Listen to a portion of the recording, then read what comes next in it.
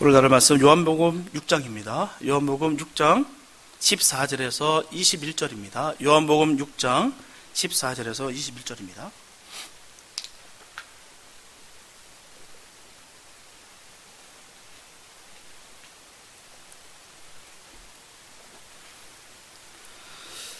요한복음 6장 14절에서 21절 말씀입니다. 주님의 귀한 말씀 봉독해 올려드립니다.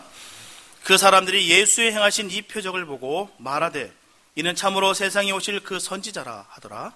그러므로 예수께서 저희가 와서 자기를 억지로 잡아 임금 삼으려는 줄을 아시고 다시 혼자 산으로 떠나 가시니라.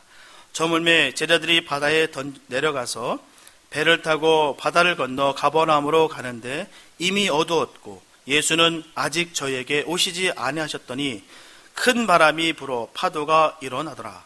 제자들이 노를 저어 10여리쯤 가다가 예수께서 바다 위로 걸어 배에 가까이 오심을 보고 두려워하거늘 가라사대 내니 두려워 말라 하신대 이에 기뻐서 배로 영접하니 배는 곧 저희의 가려던 땅에 이르렀더라. 아멘. 우리 예전에 보면 여행할 때 꼭 필요한 게 있었습니다. 여행 갈 때 뭐가 필요할까요? 경비도 필요하고요. 기타 등등 많은 거 필요할 겁니다. 그러나 가장 필요했던 것은 지도일 겁니다. 지도. 요즘은 무색하지만 예전에 참 지도 갖고 많은 일들을 했어요. 지도 펼쳐놓고 거리를 측정하고 가야 될 곳을 또 생각하면서 참 기쁘게 지도를 펼쳤던 생각이 납니다. 때로는 길도 잃어서 또한 주변에게 물어서 그 도착지를 또 찾아갈 때가 참 많았어요. 저도 예전에 여행하면서 레이크타워에서 라스베가스 가는 그 코스를 가는데요. 전 좋은 경험이 한 번 있었어요. 이곳에 불이 나가지고요. 길이 다 막혔습니다. 갈 곳이 없어요. 근데 지도를 펼쳐보니까 가나다는 실선으로 연결된 도로가 하나 있어요. 이름도 지명도 안 나왔어요. 그래서 갈 곳은 거기밖에 없어 들어갔습니다. 그랬더니 차가 한 대도 없어요. 몇 시간 동안 가는데 차가 한 대도 없어요. 광야입니다, 광야. 그런 길이 있다는 것조차도 너무 신기하고요. 그런 광야가 있다는 게 너무 놀랍기도 하고 신기했습니다. 그래서 내렸는데요. 정말 진공 상태 같아요. 진공. 아무 잡음이 없습니다. 아무 소리도 없어요. 내가 걸어가는 발자국 소리만 척척척 이 소리밖에 안 들려요. 그때는 몰랐는데 이제 제가 주의종이 되고 나서의 모습 속에서 그때를 회상해 보면 하나님께서 모세를 부르셨을 때 이렇게 깼구나라는 생각이 들더라고요. 아무도 없는 그런 가운데 모세야 신발 벗어. 그 음성이 얼마나 어미하고 얼마나 거룩하게 들렸을까라는 생각을 하게 됩니다. 참 좋은 추억이었어요. 지도로 말미암아. 근데 요즘은 지도가 필요 없습니다. 요즘 내비게이션이 있어가지고요. 길을 잃어버릴 일도 또한 다른 사람들에게 길을 물을 일도 없습니다. 그리고 내가 아는 길을 있잖아도요. 요즘은 막 도로가 새롭게 만들어지기도 하고 때로는 교통 체증도 있고요. 또 공사로 인해서 막힘이 있고 그렇기 때문에 내가 뻔히 아는 길인데도 불구하고 내비게이션을 틉니다. 그렇게 내비게이션에 의지하는 세상이 되었다는 것이죠. 그 덕분에 우리가 가고자 하는 목적지의 거리와 또한 시간이 계산되기 때문에 계획했던 스케줄을 차질 없이 잘 진행될 수가 있습니다. 이처럼 내비게이션이 목적지에 대한 정보를 제공할 수 있는 것은 바로 위성 위치 추적 시스템, 바로 GPS가 있기 때문이에요. 현재 지구 고도 22,200km 상공에는 지금 위치 추정용으로 모두 24개의 인공위성들이 돌아다니고 있습니다. 모두 6개의 궤도에서 각각 4개의 GPS용 위성이 12시간을 주기로 지구를 계속 돌고 있다는 것이죠. 이는 미국이 1970년 말부터 군사적인 목적으로 쏘아 올린 것들이에요. 냉전 시대를 지나서 미국 정부가 지난 2000년도에 바로 민간들에게 이 GPS 인공 사용을 이제 전면 다 개방했습니다. 그렇기 때문에 세계 모든 지역에서 이제는 이용할 수 있게 됐습니다. 이 가운데 3개 위성만 있어도요. 오차 범위가 30에서 100m밖에 안 됩니다. 이거는 거의 없는 것이에요. 정확한 겁니다. 현재 나의 위치를 알 수가 있다는 것입니다. 너무 중요한 것이에요. 우리가 내비게이션을 잘 사용하기 위해서는요. 바로 내비게이션이 나의 현재 위치와 목적지의 위치가 정확하게 잘 설정이 되어야 된다는 것입니다. 아무리 많은 위성을 사용한다 할지라도 나의 현재 위치가 불명확하게 수신된다면 그것은 아무런 내비게이션으로서의 가치가 없는 겁니다. 내비게이션을 사용하면서 영적인 부분도 이와 같이 진행되고 있다는 것을 우리가 깨달아 알 수가 있다는 것이죠. 나의 영적인 상태를 파악하지 못하면 반드시 잘못된 신학적 오류가 발생하게 되는 것입니다. 그래서 교만하게 되거나 무기력하게 되거나 때로는 시험이 들어서 주님의 곁을 영원히 떠나는 경우도 너무나도 많다는 것입니다. 그렇기 때문에 성도는 언제나 자신의 영적 상태에 늘 예민하고 민감해야 되는 것입니다. 자신의 생각과 감정을 제거하고 오직 주님의 뜻과 의지와 생각에 무엇인지를 늘 집중하는 것이 중요하다는 것이에요. 자신의 생각에 사로잡히면 자신의 감정대로 평가하고 실망하고 상처받아서 결국 시험에 들게 되는 것입니다. 사단은 이렇게 감정을 상하게 하여서 주님을 바라보지 못하게 한다는 것이죠.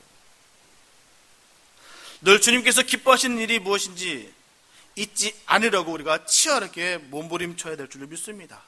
그리고 주님을 만나기 위해서 최선을 다하는 삶을 살아야 될 줄로 믿습니다. 오늘 본문은 두 가지 단락으로 이루어졌어요. 하나는 이적과 기사 때문에 주님을 따르려는 수많은 군중들을 주님께서 피하신 일입니다. 다음 단락은 거친 폭풍 후에 위기 속에 있는 그 제자들에게 주님께서 바다 위를 걸어가셔서 그들을 만나주시고 안심시키셨다라는 것입니다. 이 두 사건은 언뜻 보면 별개의 내용 같습니다. 하지만 공통점이 있다는 것이죠. 바로 동상이몽입니다. 사전적인 의미는 같은 자리에 자면서 다른 꿈을 꾼다라는 뜻입니다. 그래서 겉으로는 같이 행동하면서도 속으로는 각각 딴 생각을 하고 있음을 이르는 말이에요. 이게 바로 동상이몽입니다. 본문에 보면 떡을 보고 주님께 오려는 군중들의 세속신앙과 그리고 주님의 말씀을 따라서 가버나움으로 가는 제자들을 보게 됩니다. 이처럼 주님께서 군중들에게서는 피하시고 제자들에게는 반대로 찾아가신 사실을 알 수가 있다는 것입니다. 오늘은 본문을 통해서 주님의 생각과 그리고 야망을 품고 있는 사람들의 생각은 그 차이가 너무나 크다는 것을 밝게 하는 시간이 되었으면 좋겠습니다. 첫째, 주님을 이용하는 자는 버림을 받습니다. 본문 14절과 15절 말씀 보게 되면 그 사람들이 예수의 행하신 이 표적을 보고 말하되 이는 참으로 세상에 오실 그 선지자라 하더라. 그러므로 예수께서 저희가 와서 자기를 억지로 잡아 임금 삼으려는 줄을 아시고 다시 혼자 산으로 떠나 가시니라. 이처럼 사람들이 표적을 보고서 억지로 잡아 임금 삼으려는 줄을 주님께서 아신다고 한 것이에요. 그들은 주님 안에 나타난 진리와 생명을 보고서 주님을 따르는 것이 아닙니다. 단순히 그 표적으로 인한 떡 때문에 주님을 따르고 있다는 것이죠. 야, 주님 따라보니까 이제는 굶을 일은 없겠다. 정말 떡과 보리떡과 그 생선 조각통에서 우리에게 이렇게 배불리 먹이셨는데 주님만 따라다니면 굶을 일은 없겠다. 뭐든지 먹고 있겠다. 배불리 먹을 수 있겠구나. 그렇게 마음을 품었다라는 것이죠. 주님께서 그들에게 먹고 비축할 만큼 떡을 주신 것은 물질적 배고픔 때문에 영적인 배고픔을, 그 영혼의 배고픔을 잊을까 하는 그 배려 때문에 주신 것이에요. 단순히 그들을 배나 채우기 위해서 주신 것이 아니다라는 것입니다. 군중들은 이제 육체의 만족을 얻었다고 하면 이제는 영적 만족을 위해서 그렇게 그들은 나아가야 되는 것이었습니다. 오늘날도 하나님의 물질적인 은혜를 신앙의 최고의 가치와 복으로만 여기는 사람들이 많다는 것이에요. 그리고 경건의 모양은 있으나 경건의 능력이 없는 교인들이 많습니다. 성도가 아니라 교인들이 많다는 거예요. 저와 여러분들은 주님을 이용하여 우리의 삶의 질과 물질적인 유익만을 얻으려는 생각을 온전히 버려야 될 줄로 믿습니다. 결국 이와 같은 신앙의 모습은 주님을 쫓는 것이 아니에요. 결국은 자신의 탐심을 쫓은 것입니다. 고린도전서 5장 8절에 보면 이러므로 우리가 명절을 지키되 묵은 누룩도 말고 괴악하고 악독한 누룩도 말고 오직 순전함과 진실함에 누룩 없는 떡으로 하자. 이처럼 사도 바울은 6월절 명절을 지키되 오직 순전함과 진실함에 누룩 없는 떡으로 하자라고 전하고 있어요. 여기서 묵은 누룩이라고 하는 것은 괴악하고 악독한 누룩을 말하는 것입니다. 바로 그것이 뭐냐? 바로 죄악을 말합니다. 바꿔서 말하면 묵은 누룩은 사람들이 예수님께 속하기 이전에 지니고 있었던 바로 죄의 습성을 말하는 것이에요. 예수님이 만나기 전에 있었던 죄를 말하는 것입니다. 그래서 음란과 정욕과 술 취함과 방탕과 연락과 무법한 우상 숭배를 말하는 것이에요. 성도가 변하기 전의 모습을 한마디로 우리가 표현할 수 있다면 바로 정욕에 사로잡혔다라고 우리가 설명할 수가 있습니다. 하나님을 알기 전 성도는 진리의 판단에 의해서 생활했던 것이 아닙니다. 진리가 뭔지도 모릅니다. 바로 인간 본능의 지배를 받으며 살았어요. 자기 느낀 것대로, 자기가 생각하는 대로, 원하는 대로 그렇게 살았다라는 것입니다. 그래서 성경은 전합니다. 삶의 목적도 없었고 잡혀 죽기 위하여 난 이성 없는 짐승과도 같았다라고 설명하고 있습니다. 이렇게 예수님을 알지 못하면 육적인 쾌락에 몸을 맡기고 그것을 가장 유일한 낙으로 여긴다는 것입니다. 우리는 무지한 가운데 있던 세상에서 안식과 즐거움을 그렇게 구하며 살았어요. 예수님 만나기 전에는 그렇게 살았습니다. 이런 죄악은 그리스도를 영접하기 이전에 행하던 죄악들이었어요. 그러므로 예수님을 영접한 이후에는 분명하게 달라져야 됩니다. 바뀌어져야 되는 것이에요. 바로 죄악의 작은 모습일지라도 우리가 닮아서는 안 됩니다. 그래서 악이라고 여겨지는 그 어떤 것들과도 결코 관계를 맺지 말아야 됩니다. 왜냐하면 조그만 누룩이 온 덩어리에 퍼진 것 같이 아주 사소하고 하찮아 보이는 그 죄악이 말할 수 없는 큰 범죄를 일으키기 때문입니다. 그렇기 때문에 조그만 악일지라도 반드시 우리는 과감하게 버려야 됩니다. 고린도후서 5장 17절에서 사도 바울은 전합니다. 누구든지 그리스도 안에 있으면 새로운 피조물이라. 이전 것은 지나갔으니 보라 새 것이 되었도다. 분명하게 저 사람들은 거듭난 사람들입니다. 믿으십니까? 정말 거듭나셨습니까? 거듭나야 될 줄 믿습니다. 그래야 새 생명을 얻을 수가 있기 때문이에요. 옛사람과 옛모습은 그리스도 안에서 이미 죽었습니다. 따라서 우리는 이방인의 뜻을 쫓아 사는 자들이 아니에요. 정욕에 사로잡혀 사는 사람들이 아니다는 것입니다. 우리는 바로 하나님의 뜻에 따라 살아가는 것이에요. 그게 바로 거듭난 삶의 모습이고 성도의 삶입니다. 하나님의 자녀된 삶이란 것이에요. 내 정욕대로, 내 생각대로, 내 의지대로 살아가는 것이 아니라 하나님의 의지와 하나님의 결단에 우리가 삶을 맡기는 삶을 살아가는 것이 바로 하나님의 자녀된 삶일 줄로 믿습니다. 그런 삶을 사시기 바랍니다. 그게 바로 영생을 얻는 길이고 그게 바로 영원한 생명 가운데 주님과 함께하는 복된 삶일 줄로 믿습니다. 우리는 하나님의 영광 위에 영원히 있을 것, 변하지 않는 바로 하늘나라의 소망을 두고 살아야 되는 것이에요. 하지만 본문에 나온 군중들은 어떻습니까? 주님으로부터 은혜를 받았으므로 말미암아 반드시 이제 주님의 뜻에 따라 살아야 되는데도 불구하고 그들은 탐심을 품게 되었다는 것이죠. 분명하게 주님은 우리 우상의 자리에 앉으시려고 이 땅에 오시는 것이 아닙니다. 주님은 온 인류의 평화의 왕으로 오신 것이에요. 하지만 그들은 어떻습니까? 주님을 억지로 잡아 임금 삼으랬다는 것입니다. 여기서 억지로 잡았다라는 동사 하르파조는 그 원어적 의미가 꽉 움켜쥐다, 강탈하다, 잡아채다, 끌어내다 라는 뜻입니다. 바로 그들은 주님을 자신들만의 왕으로만 삼으려 했습니다. 이스라엘의 왕만 삼으려 했던 것이에요. 다윗과 같은 전쟁이 능하고 강력한 이스라엘의 부활을 위해서 예수님을 정치적으로 이용하려 했다는 것입니다. 결국 십자가 사건은 바리새인들이 예수님을 정치적으로 연결하려고 억지 주장했고요. 그쪽으로 몰아갔습니다. 그 결과 어떻게 됐습니까? 당시 로마 제국의 유대 총독 본디오 빌라도는 예수 그리스도에게 반역죄를 지어서 사형을 언도했습니다. 이렇게 자신들의 탐심을 충족시켜 주시지 않게 되자 그만 예수님을 처참하게 십자가에 매달리게 했다는 것이에요. 이용 가치가 없어지고 떨어지다 보니까 정말 쓸데없이 오물처럼 버려버렸다는 것입니다. 자기 뜻에 따라서 말이에요. 사실 모든 유대인들은 로마로부터 식민지를 청산해 줄 바로 이 메시아를 갈망했습니다. 모든 유대인들이 갖고 있었던 마음이에요. 하루빨리 그런 일이 오기를 학수고대하고 있었다는 것입니다.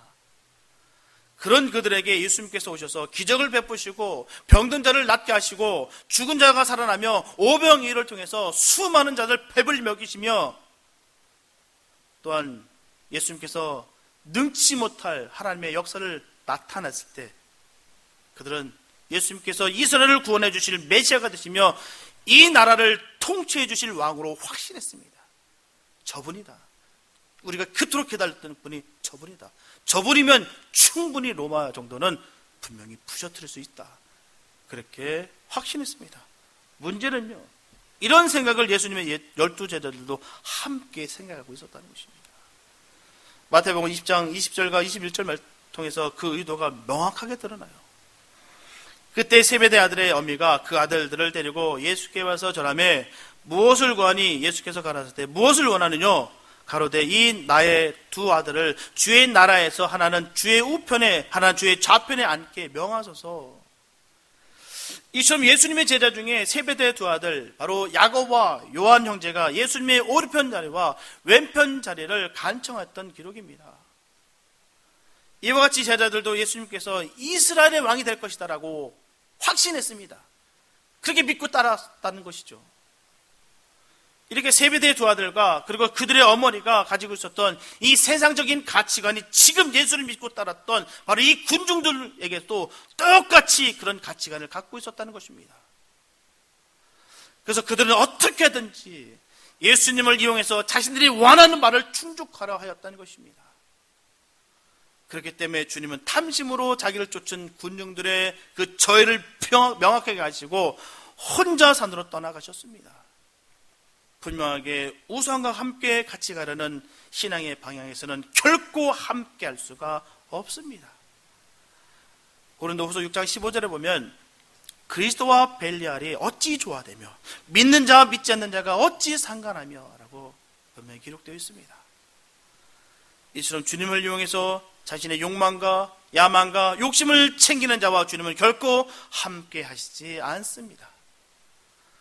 그러므로 하나님의 아들께서 순수하고 거짓 없이 이 땅에 오셨듯이 우리도 의에 줄이고 목마른 심정으로 주님께 나아가야 될 줄로 믿습니다. 분명하게 목적이어야 될 그 진리를 수단으로 삼는 곳에 진리의 열매가 결코 맺혀지는 법은 없습니다. 절대로 삶의 주인이신 주님을 억지로 자신의 탐욕을 관철하기 위한 수단과 도구로 삼는 곳에 생명의 열매가 맺혀질 수가 없다는 것입니다. 오히려 죽음의 열매만 무성할 뿐이에요. 그래서 그곳에서는 진리와 생명이신 주님께서 더 이상 거하시지 아니하시고 그 무리들을 떠나 버리시고 말았습니다. 둘째, 주님은 낮은 곳에 임하셨어요.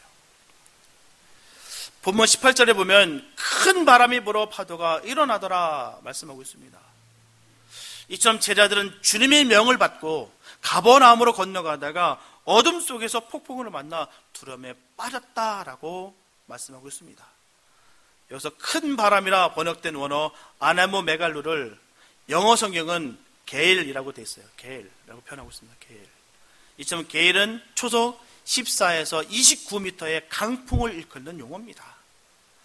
우리 기상학에서는 초속 20m 이상을 태풍으로 분류하고 있어요. 태풍. 지금 이들이 부는 바람은 큰 바람이라고 하는데 이 바람은 태풍을 말하는 겁니다. 초속 20m 이상의 엄청난 태풍을 말하는 것이에요. 이날 밤 제자들이 건너던 바다에 몰아친 큰 바람은 태풍이었다라는 것입니다. 갑작스런 이 태풍으로 말미암아 파도가 일어나기 시작하고 배가 뒤집힐 지경이에요. 원문에는 바다가 요동쳤다라고 기록되어 있습니다. 제자들이 탄 배는 큰 배가 아니에요. 작은 쪽배에 지나지 않습니다. 큰 군함 아니에요. 우리가 크루즈 여행 탈 때 배는 그 큰 배, 그런 배 아닙니다. 제자들은 태풍에서 벗어나기 위해서 열심히 눈을 저었지만 전혀 상황이 바뀌지가 않았다는 것입니다. 이때 제자들의 목숨은 정말 풍전등화였어요. 이제 탁 넘어진 순간 끝나는 순간입니다. 예수님의 제자들은 지금 태풍의 이 공포로 인해서 완전히 두려움에 쌓이게 됩니다. 지금 저들이 물 위에 걸어오시는 그 주님마저도 알아보지 못하는 것은 환경에 대한 그 공포 때문입니다.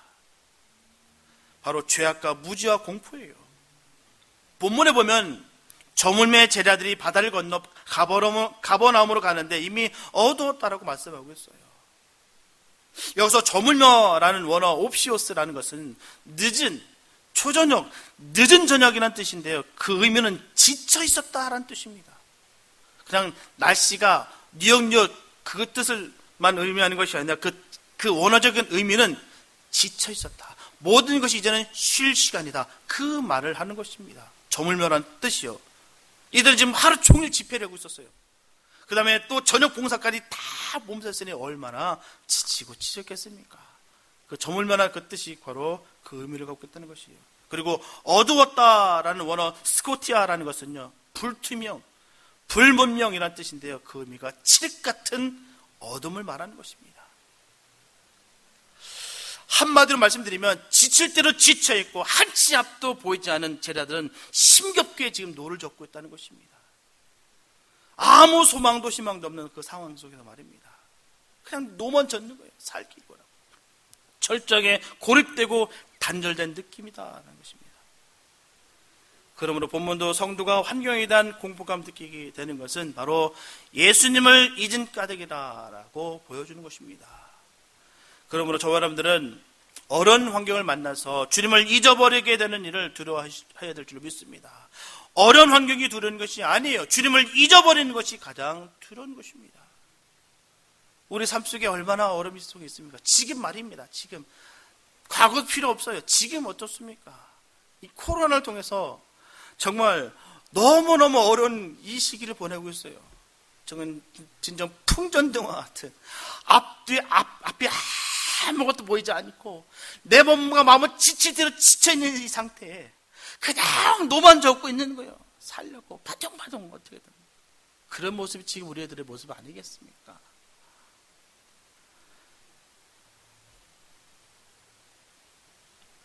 근데 주님을 잃어버리는 것이 가장 두렵다는 것을 지금 성경 전하고 있는 것입니다. 환경 상황을 무시하는 것이 아니라 그것보다도 더 무서운 것은 네가 주님을 알아버리지 못할 정도로 지금 노만 져 있는 모습을 보고서 주님께서 말씀하시는 것이에요. 두려움에 떨고 있던 그 제자들 향해서 주님을 말씀하십니다. 내니 두려워 말고 두려워 말라라고 하셨어요. 주님은 제자들을 안심시키셨습니다. 주님께서는 높아지려고 이 세상에 오시는 것이 아니에요. 낮아지려고 오셨습니다. 우리가 정말 우리 주님에 대해서 우리가 또 기억해야 될 것은 이 땅에 와서 호의호식하고 영광을 누리려 또한 이스라엘의 유대인의 왕이 되시러 오신 것이 아닙니다. 잘 죽으시려고 오신 거예요. 이 땅에 오신 건요, 잘 죽으시려고요. 명성을 버리는 거 참 어렵습니다. 지금 수많은 역사를 기적을 일어놓고요, 지금 임금 삼으려고 막 눈이 혈안돼 있는 그 사람들 앞에서 가다시피 피하시는 일 쉽지 않아요. 우리 앞에서 정말 수많은 사람들이 박수 갈채를 보내면서 막 열강 보냈을 때 그거를 뿌리치고 그 자리를 뜰 수 있는 건 못합니다. 더 어떻게 보면 박수 받기 원해서 어떻게 보면 더 명성을 얻기 위해서 혈안이 되어 있는 것이 우리 모습 아니겠습니까? 그리고 주님께서는 하나님의 뜻에 따라서 전적으로 복종하셨고요, 죽음과 부활까지라도 하나님께 다 맡기셨습니다. 그래서 마구간에 태어나시고 창녀와 세리와 그리고 배고픈 자와 병든 자와 세상에서 버림을 받은 자와 함께 하시는 것이에요. 이것이 바로 예수님께서 공생애 동안 하셨던 사역이셨습니다. 반면에 세상 사람들은 어떻습니까? 자꾸 높은 자리에 올라가려고 하고 많이 소유하려고 합니다. 그리고 권력을 위해서라면 자신의 인격이나 돈이나 무엇을 다 바쳐서라도 얻으려고 한다는 것이죠. 섬김을 받는 것이 더 가치 있는 줄 압니다. 이것이 바로 세상적인 가치관이에요. 하나님은 오늘 우리에게 섬김을 받는 것보다 남을 섬기는데 진정한 가치가 있다고 말씀하고 있습니다. 이것이 바로 성경적인 가치관이에요. 그러므로 믿음이 성숙한 사람일수록 지배하지 않습니다. 오히려 종이 됩니다. 그래서 주님의 사역이라는 것은 한마디로 섬김이에요. 주님의 이름으로 섬기는 것입니다. 누가복음 14장 18절 말씀 보게 되면 가난한 사람들에게 복음을 전하고 포로된 자들에게 자유를 선포하고 눈먼 자를 눈뜨게 하고 억압된 자를 풀어주며 주님의 나라를 선포하는 것입니다. 이처럼 사역과 섬김은 결코 서로 분리될 수가 없어요. 하나입니다. 한마디로 사역이 없는 섬김이 없고요, 섬김이 없는 사역은 있을 수가 없습니다. 그래서 훌륭한 예수님의 사람들은 바로 훌륭한 섬김을 하는 사람들이에요. 누가 알아두든지 안 알아두든지 상관없이 주님께 초점을 맞추고 살아가는 사람들이 바로 예수님의 사람들입니다. 남들이 칭찬하면 세상을 다 가진 것 같고, 남들이 칭찬하지 않으면 시험된다는 것은 아직 사람에게 지배를 받고 있기 때문이에요. 아직 사람에게 좌지우지 당하고 있다는 사실입니다. 휘둘림을 당하고 있다는 것입니다. 주님의 자녀들은 결코 휘둘림을 당하지 않습니다. 주님께 인정받고 주님이 기뻐하시는 것으로 만족해야 한다는 것입니다. 이것이 바로 예수님의 사람의 모습이에요. 우리 교회 모든 성도들이 주님의 말씀처럼 자신의 자리에서 섬김으로 말미암아 주님의 사역을 잘 감당하시게 되시길 바랍니다. 너무 어렵고 힘든 가운데 있어도 그 가운데서도 내가 맡긴 그 일에 최선을 다하는 그런 삶이 되시기 바랍니다.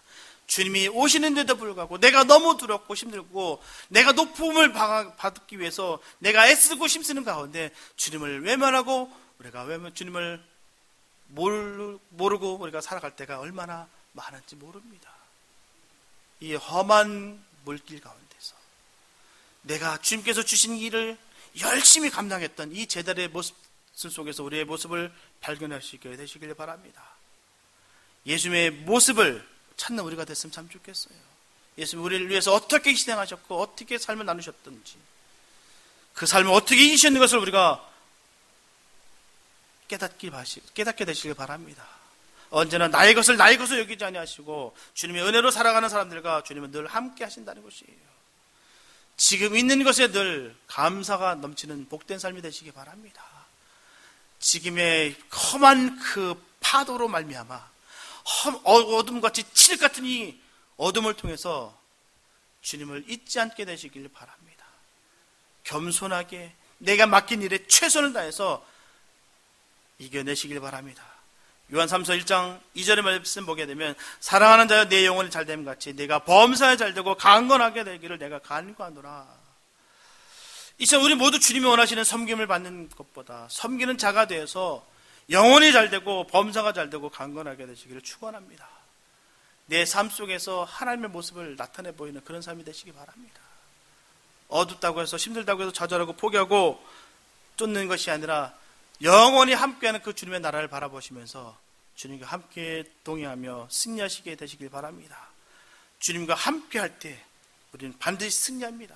주님과 함께할 때 그 어둠을 이겨낼 수가 있습니다. 주님과 함께할 때 그곳이 바로 가장 안전한 곳입니다. 직접 몸소 주님은 우리 삶을 통해서 보여주셨어요. 어떤 상황 속에 있다 할지라도 겸손하고 낮아지고 감사한 마음을 품은 모습을 통해서 우리들에게 늘 권면하시는 것이에요. 너희들도 나와 같이 그런 삶을 살아라. 오늘 본문에 보게 되면 요한 사도는 군중들을 사람들아 말씀 전하고 있습니다. 하지만 주님의 명령을 받고 떠나는 이들에게는 제자들이라고 구분해서 묘사하고 있어요.